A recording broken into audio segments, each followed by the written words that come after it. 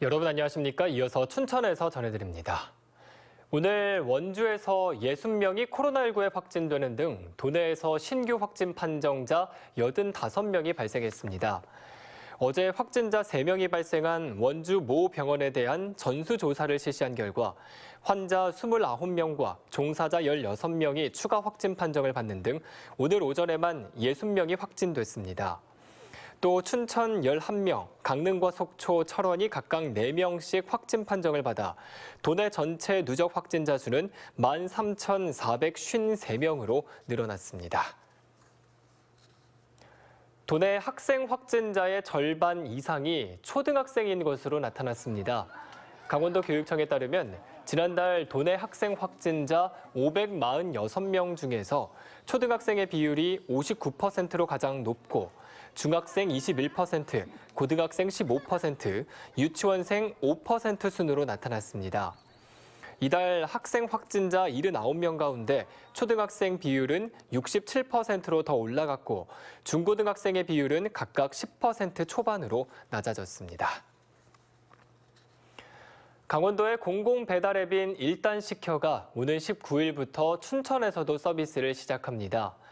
일단시켜 배달앱은 소상공인들에게 중개 수수료 등을 받지 않는 공공배달앱으로 현재 춘천에서는 554곳의 식당과 배달 전문점 등이 가입돼 있습니다. 춘천시는 가맹점을 1,000곳 이상으로 늘릴 계획입니다.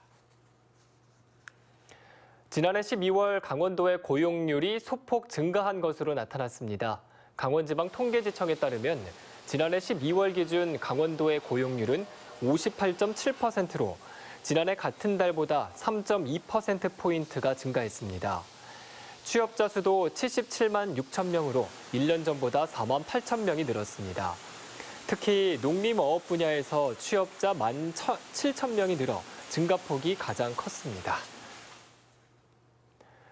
어젯밤 11시 30분쯤 춘천시 신동면 정종리의 한 우사에서 불이 나 30분 만에 꺼졌습니다. 이 불로 인명피해는 없었지만 철골로 지어진 우사 6.6제곱미터와 보관 중이던 가축 사료가 불탔습니다. 소방당국은 우사 내 콘센트에서 발화가 시작된 것으로 보고 정확한 원인을 조사 중입니다. 자치분권 확대를 내용으로 하는 지방자치법 전면 개정안이 오늘부터 본격 시행됩니다.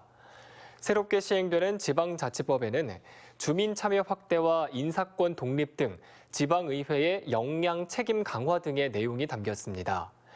이에 따라 앞으로 주민들이 직접 조례의 제정과 개정, 폐지를 지방의회에 청구할 수 있게 되며 감사 청구도 가능해집니다.